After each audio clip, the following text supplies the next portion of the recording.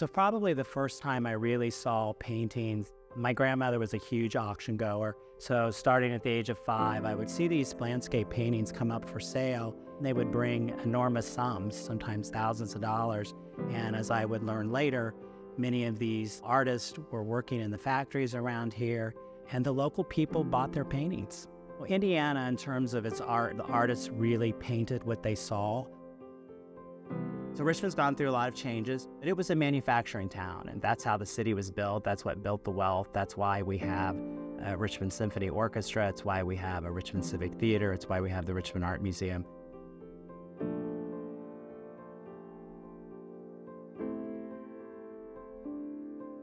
So my name is Shaun Dingwerth. I am the executive director of the Richmond Art Museum in Richmond, Indiana.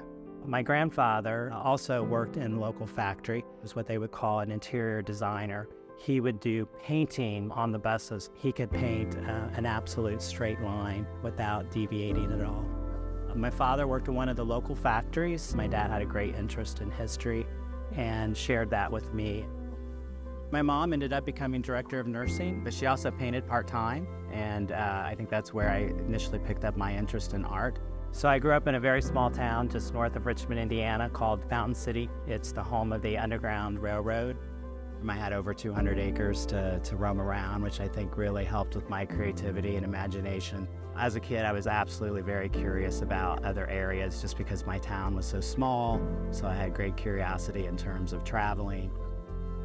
And I was more interested in drawing giants, pop culture, some of the people I was listening to on music, landscapes as well. Then in 2004, I was hired as the executive director and has served in that capacity since then. Well, the Richmond Art Museum is celebrating our 125th anniversary. We are the second oldest art museum in the state of Indiana. And we are the only known public art museum housed in a public high school. Today, we are housed in McGuire Memorial Hall. It was actually dedicated on December 7th, 1941, Pearl Harbor Day.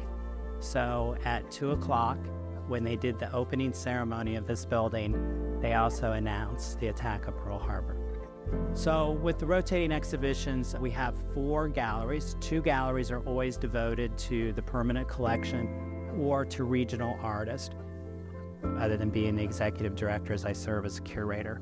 So I would say quality is one of the biggest things we select. About 2 to 5 works a year are borrowed by other institutions around the United States.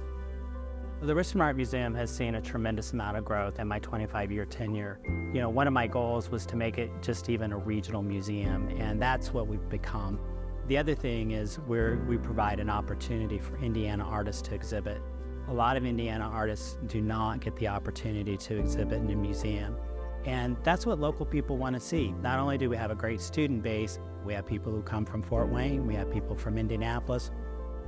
The Richmond Art Museum is located right along the Whitewater Valley Gorge. The gorge is where all the factories were located. It's where Star Jeanette did the recordings of the first jazz.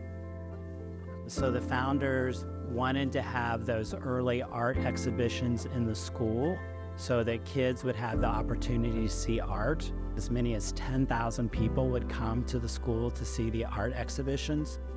I have a few pieces of my art, but they tend to sit in the closet. Writing has kind of taken the place of drawing for me now. A lot had been written about the Richmond art movement. Over the decades, a lot of that history had been forgotten, so it really offered me an opportunity to write that book. I knew the 125th was coming up, and I decided to embark on writing a second publication about the history of the museum. The book's going to include everyone who exhibited here from 1898 to 2023. There are days that I write and nothing comes. I'm one of those night thinkers. I might have a thought, then I'll come in that next day and I'll just get it on the computer. A lot of people say I enjoy reading what you write because I can understand it. I want to connect with people. I want people to fall into the story. And so my point of view is making it accessible. I think growing up in a small community with a lack of diversity, I sought out things like art museums. Last year we had just over 4,000 students come through the art museum. I'm asked often if we're worried about kids and vandalism. And actually, when the kids walk in here, you see an immediate change in their demeanor. They become very respectful. It's amazing to me that how a particular environment can change the way people react. So this is a temporary exhibition, and this is work by Beatrice Vasquez, and this was deliberately selected with the student population in mind. The Spanish classes have been coming down, which has been really great that they've gotten to be able to focus on a Mexican artist. So we look at artists who are great with working with the community. The other thing I ask them to do is not only talk about their art, but how did they get there? I think the arts sometimes are looked down upon as not really a way to make a sustainable living. We know that if the kids are brought to the arts earlier, they're more likely to be art supporters later in life. Personally, I own about 300 works of art, which is crazy. It becomes an addiction. But I think art has allowed me to see the world in a different lens. Obviously, after 25 years, you develop a certain level of confidence. I think one of the great things, too, is learning how to say no as you get older. I've also built a great team. I think that's important. And I think building a good support system, whether it be a good board, good staffing, but also our community has really rallied around the Richmond Art Museum, and it's considered one of the jewels in the community.